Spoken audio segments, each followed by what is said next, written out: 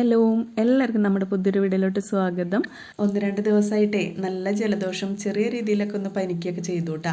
അപ്പോൾ അച്ചുവിനെന്ന് സ്കൂളിൽ വിടേണ്ട ആവശ്യമുണ്ടായിരുന്നു. അവിടെ പോയിട്ട് തിരിച്ചു വരുമ്പോൾ ഹോസ്പിറ്റലിൽ കയറി മരുന്നൊക്കെ വാങ്ങിച്ചു. പിന്നെ നമ്മുടെ വീട്ടിലെ കുറേ സാധനങ്ങൾ തീർന്നിട്ടുണ്ടായിരുന്നു കേട്ടോ. ഞാൻ 2 ദിവസമല്ല പുറത്തൊക്കെ ഇറങ്ങിയിട്ട്. അപ്പോൾ പിന്നെ ആരും കടയിൽ പോകാനുമില്ല. അച്ചുവിനോടാണെങ്കിൽ എന്തെങ്കിലും വാങ്ങിച്ചുകൊണ്ടുവരാൻ പറഞ്ഞാൽ അവൻ അനുസരിക്കില്ല കേട്ടോ. വല്ലപ്പോഴും മാത്രമേ അവൻ കടയിലൊക്കെ പോവുള്ളൂ. വയ്യാത്ത കാരണം കൊണ്ട് തന്നെ 2-3 ദിവസമായിട്ട് വലിയ കലാപരിപാടികളൊന്നും അടുക്കളയിൽ ഉണ്ടാവാറില്ല കേട്ടോ.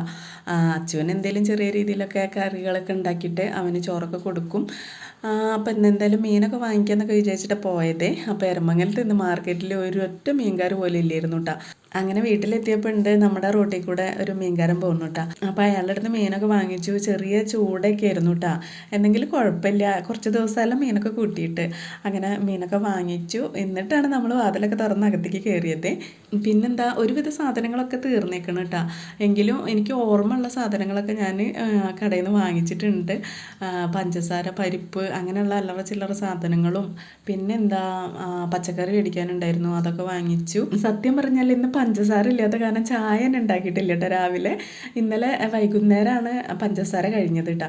അപ്പോൾ ഞാൻ വൈകുന്നേരം അച്ചുവിൻ്റെ അടുത്ത് പറഞ്ഞിട്ടുണ്ടായിരുന്നേ, എടാ പഞ്ചസാര പോയി വാങ്ങിച്ചിട്ട് വായോ, രാവിലെ ചായ ഉണ്ടാക്കാൻ പഞ്ചസാര ഇല്ലെന്നേ. അപ്പോൾ അവൻ പോകാൻ കൂട്ടാക്കിയില്ല കേട്ടോ. എന്നിട്ട് പറഞ്ഞു ഉള്ളതൊക്കെ മതി, കുറച്ചൊക്കെ ഒന്ന് അഡ്ജസ്റ്റ് ചെയ്യാന്നൊക്കെ പറഞ്ഞിട്ടാ. അതിന് കേട്ടപ്പോഴേ എനിക്ക് അങ്ങോട്ട് ദേഷ്യം വന്നേ. കാരണം ഒന്നാമത് നമ്മൾ വെയ്യാതിരിക്കുകയാണല്ലോ. അതിൻ്റെ ഇടയ്ക്ക് ഇവരുടെ ഇങ്ങനത്തെ ഓരോ കാട്ടിക്കൂട്ടൽ കാണുമ്പോൾ നമുക്ക് പെട്ടെന്ന് അങ്ങോട്ട് ദേഷ്യം വരുമല്ലോ. വല്ലപ്പോഴും ഇവരോട് കടയിലേക്കൊക്കെ ഒന്ന് പോകാൻ പറയുള്ളൂ കേട്ടോ. അതും അനുസരിക്കാൻ പറ്റില്ല വെച്ചാൽ പിന്നെ എന്തിനൊക്കെ വളർത്തി ഉണ്ടാക്കണേ. എനിക്ക് എന്തെങ്കിലും വയ്യായ്ക ബുദ്ധിമുട്ടൊക്കെ വന്നാൽ മാത്രമേ ഇവർ പുറത്തൊക്കെ ഇറങ്ങേണ്ട ആവശ്യമുള്ളൂ കേട്ടോ. അല്ലാത്ത കാര്യങ്ങളൊക്കെ ഞാൻ തന്നെയാണ് പുറത്ത് പോയിട്ട് ചെയ്യുക. അവൻ ഞാൻ പറഞ്ഞ എല്ലാ കാര്യങ്ങളും അനുസരിക്കും കേട്ടോ. പക്ഷെ ചില നേരത്തെ അവൻ ഇങ്ങനത്തെ ഒരു കുറഞ്ഞ സ്വഭാവം ഉണ്ട്. അതുകൊണ്ട് കാണുമ്പോൾ നമുക്ക് കയ്യിൽ വരും കേട്ടോ. ഇന്ന് കടയിൽ കയറിയപ്പോഴേ 2 5 സ്റ്റാർ വാങ്ങിച്ചിട്ടുണ്ടായിരുന്നു കേട്ടോ.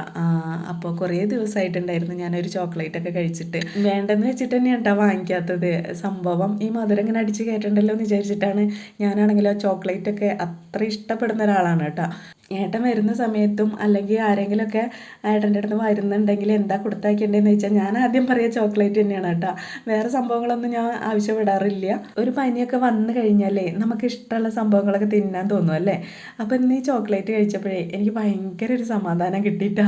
പിന്നെ ഇന്ന് രാവിലെ ഒന്നും കഴിച്ചിട്ടില്ല കേട്ടോ. ചായ ഒന്നും കുടിച്ചിട്ടില്ലല്ലോ, പഞ്ചസാര ഇല്ലാത്ത കാരണം. അച്ഛന്ന് ചോറ് കഴിച്ചിട്ടാണ് സ്കൂളിൽ പോയത് കേട്ടോ. ഇപ്പോൾ ഒരു 10 മണിയൊക്കെ കഴിഞ്ഞിട്ടുണ്ട്. ഇനി ചായയൊക്കെ ഉണ്ടാക്കണം. അതിന് മുന്നേ നമ്മൾ വാങ്ങിച്ച മുളകൊന്ന് കഴുകി ഉണക്കാനൊക്കെ ഇടണം കേട്ടോ. മുളക് പൊടി ഫുള്ള് തീർന്നേക്കണേ. നമ്മൾ മുളക് പൊടി പൊടിച്ച് കഴിഞ്ഞാൽ എല്ലാം കൂടി ഒരു പാത്രത്തിലിടൂലല്ലോ, കുറച്ചങ്ങോട്ട് മാറ്റി വയ്ക്കുമല്ലോ. അങ്ങനെ മാറ്റി വെച്ചതിലുണ്ട് എന്നുള്ളൊരു ഓർമ്മയായിരുന്നു കേട്ടോ എനിക്ക്. ഇന്നലെ നോക്കിയപ്പോഴാണ് മുളക് പൊടി പാത്രം കാലിയാണെന്ന് ഉറപ്പായത്. അപ്പോൾ എന്തായാലും വേണ്ടില്ല, 2 ദിവസത്തെ ആവശ്യത്തിന് വേണ്ടിയിട്ട് മുളക് പൊടി പാക്കറ്റ് വാങ്ങിച്ചിട്ടുണ്ട്. പിന്നെ 1 കിലോ മുളക് ഞാൻ ഉണക്കാനുള്ളതും വാങ്ങിച്ചു കേട്ടോ. ഇപ്പം മുളകിന് വില കുറവാണ്, 140 ഉള്ളൂ. ഇനിയിപ്പോൾ ഓണൊക്കെ ആകുമ്പോഴേക്കും 200 200 ആവും കേട്ടോ. പിന്നെ ഇന്ന് ധൈര്യമായിട്ട് മുളക് നനയ്ക്കുകയും ചെയ്യുന്ന അത്യാവശ്യം നല്ല വെയിലുണ്ടായിരുന്നു കേട്ടോ. അപ്പോൾ ആദ്യം മുളക് അങ്ങോട്ട് കഴുകിയിട്ട് വെയിലത്തിടാൻ പോയേ.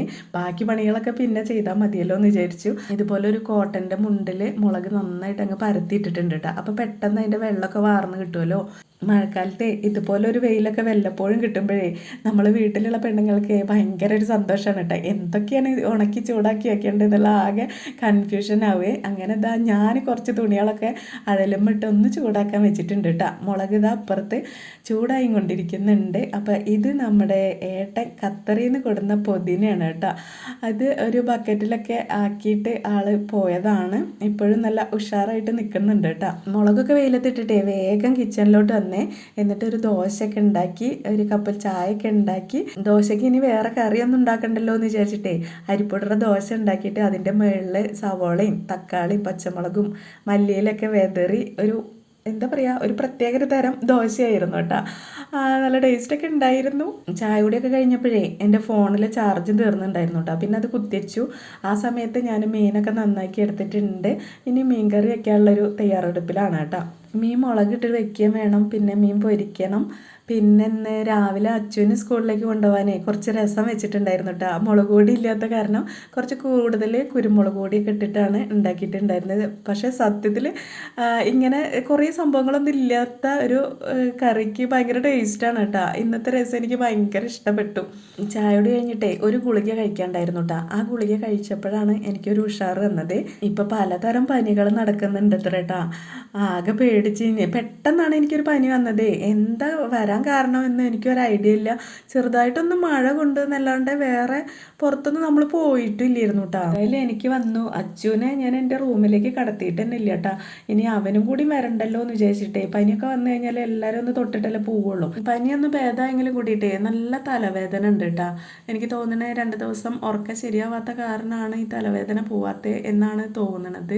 ഗുളിക കഴിക്കാൻ മടിയുള്ള ഒരാളായ കാരണം കൊണ്ട് ഞാൻ അങ്ങനെ ഇങ്ങനെയൊന്നും ഡോക്ടറെ അടുത്ത് പോവാറില്ല കേട്ടോ. ഇപ്പോഴത്തെ പനി പിന്നെ നമുക്ക് വിശ്വസിക്കാൻ പറ്റില്ലല്ലോ. പനി അതങ്ങനെ വെച്ചുകൊണ്ടിരുന്ന് കഴിഞ്ഞാൽ വേറെ എന്തെങ്കിലും അസുഖമൊക്കെ ആയി മാറുന്ന ഒരു കാലഘട്ടമാണല്ലോ. അതുകൊണ്ടാണ് ഞാൻ ഹോസ്പിറ്റലൊക്കെ പോയത് കേട്ടോ. അല്ലെങ്കിൽ ഞാൻ പോകുന്നില്ല. അപ്പം വായിക്ക് രുചിയായിട്ട് ഇന്നേ മീൻകറിയൊക്കെ കൂട്ടിയിട്ട് ചോറിനണമെന്ന് ഭയങ്കര പൂതിയുണ്ട് കേട്ടോ. അതുകൊണ്ടാണ് ഇപ്പം ഇന്ന് മീനൊക്കെ വാങ്ങിച്ച് ഇനിയിപ്പോൾ ഈ മുളക് കറിയൊക്കെ ഉണ്ടാക്കിയിട്ട് 2 വറ്റ് കഴിക്കണം. അപ്പോൾ ദാ നമ്മുടെ കറി അടുപ്പത്തായിട്ടുണ്ട് കേട്ടോ. ഇനി വറുക്കാനുള്ള മീനില്ലേ മൊത്തത്തിൽ മസാല അങ്ങോട്ട് തേച്ച് വയ്ക്കും. എന്നിട്ട് കുറച്ചൊന്ന് വറുക്കും, ബാക്കി ഫ്രിഡ്ജിലേക്കാണ്ട് വെക്കും കേട്ടോ. പിന്നെന്താ നമ്മുടെ വെളിച്ചെണ്ണ പാത്രവും ബേക്കറി പാത്രങ്ങളും ഒക്കെ കാലിയായിരിക്കണം കേട്ടോ. ഞാനിങ്ങനെ വിചാരിക്കുമായിരുന്നേ 2 ദിവസം ഞാൻ വെയ്യാതിരുന്നപ്പോഴേക്കും ഇങ്ങനത്തെ ഒരു അവസ്ഥ. അപ്പോൾ കുറച്ചൊക്കെ ഒന്ന് നമുക്ക് വെയ്യാത്തൊരു സാഹചര്യങ്ങളൊക്കെ വന്നു കഴിഞ്ഞാൽ എന്താവും നമ്മുടെ വീട്ടിലത്തെ ഒരു അവസ്ഥ. ദൈവം കാക്കട്ടെ, അല്ലാതെ ഇപ്പം എന്തു പറയാനാ. ഇനി അടുത്ത പണി എന്താന്ന് വെച്ചാലേ നമ്മുടെ കിച്ചൺ ക്ലീൻ ചെയ്യുക എന്നുള്ളതാണ്. അത് നിർബന്ധമായിട്ടുള്ളൊരു കാര്യമാണ് കേട്ടോ. പണികളൊക്കെ കഴിഞ്ഞാൽ അത് കയ്യോടുക്കനെ ക്ലീൻ ചെയ്തിടുക എന്നുള്ളത്. ഇനി സിങ്കിൽ കുറേ പാത്രങ്ങൾ കിടക്കുന്നുണ്ട്. നമ്മുടെ കടല, പയർ അങ്ങനെയുള്ള സംഭവങ്ങളൊക്കെ ഇടുന്ന പാത്രങ്ങളാണ് കേട്ടോ. മൊത്തം കാലിയായല്ലോ. ഇനി അതൊക്കെ കഴുകി ഉണക്കിയിട്ട് നമുക്കതിൽ പുതിയതൊക്കെ നിറയ്ക്കണം.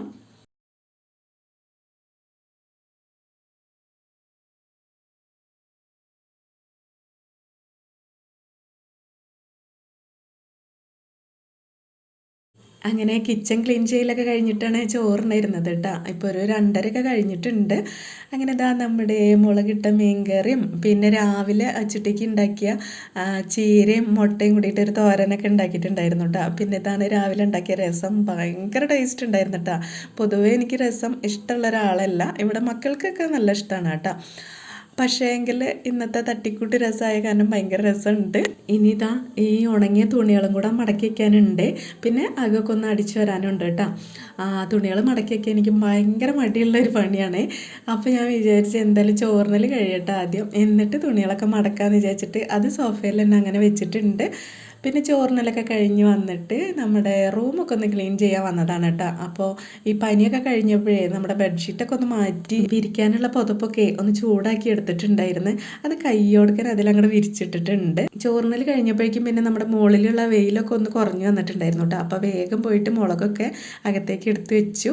അങ്ങനെ ഇതാ നമ്മുടെ ബെഡൊക്കെ വിരിച്ച് സെറ്റാക്കി എടുത്തിട്ടുണ്ട് കേട്ടോ. ഇനി ഒന്ന് ഇരുന്ന് കിടന്ന് റെസ്റ്റ് എടുക്കാനൊക്കെ ഉണ്ട്. അച്ചുട്ടിക്ക് 4 മണി വരെയാണ് ക്ലാസ്. അവൻ ഒരു 5 മണിയാകുമ്പോഴേക്കും എത്തും കേട്ടോ. അവൻ വരുന്ന വരെ ഒന്ന് കിടക്കണം. പിന്നെ അവൻ വന്നു കഴിഞ്ഞാൽ അവന് എന്തെങ്കിലും കഴിക്കാനൊക്കെ ഉണ്ടാക്കി കൊടുക്കണം. അങ്ങനെ ഇതാ 5 മണിയാകുമ്പോഴേക്കും അച്ചുട്ടി വീട്ടിലെത്തിയിട്ടുണ്ടായിരുന്നു കേട്ടോ. ഇപ്പോൾ മാറഞ്ചേരി ആയ കാരണം കൊണ്ട് സമാധാനമുണ്ട്.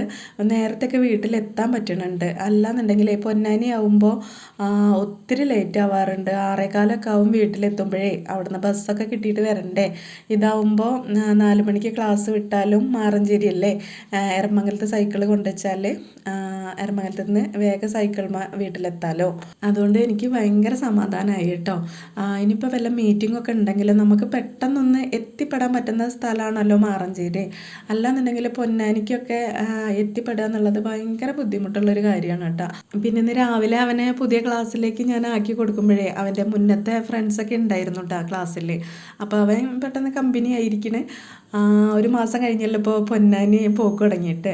എങ്കിലും ഓക്കെയാണ്. ഇന്നിപ്പോൾ അവിടെ നിന്ന് വന്നിട്ട് വിശേഷങ്ങൾ പറയലായിരുന്നു. ഇന്ന് വാങ്ങിച്ചു കൊടുക്കുന്ന സാധനങ്ങളൊക്കെ ടേബിളുമ്പോൾ തന്നെ ഇരിക്കണ്ടായിരുന്നു കേട്ടോ. അപ്പോൾ അവൻ വന്ന പാടെ ഈ യിപ്പി കണ്ടിട്ടുണ്ടായിരുന്നു, മാഗിയുടെ പാക്കറ്റ് ഇട്ടാ. അപ്പം തന്നെ അയ്യോ എനിക്ക് ഭയങ്കര വിശപ്പുണ്ട്, എന്തെങ്കിലും ഉണ്ടാക്കി തരും എന്നൊക്കെ പറയുമായിരുന്നേ. അപ്പോൾ ഇന്നലെ കടയിൽ പോകാൻ പറഞ്ഞപ്പോൾ ഉള്ളതൊക്കെ മതി അഡ്ജസ്റ്റ് ചെയ്യാന്നൊക്കെ പറഞ്ഞ ആൾക്കാരാണ് കേട്ടോ. നമ്മൾ പുറത്ത് പോയിട്ട് എന്തെങ്കിലും വാങ്ങിച്ചു കൊടുത്താൽ ഭയങ്കര വിശപ്പാണ്, ദാഹമാണ്, ഒക്കെയാണ്. അപ്പോൾ ഒരു അഡ്ജസ്റ്റ്മെൻറ്റ് അവിടെ നടക്കില്ല കേട്ടോ.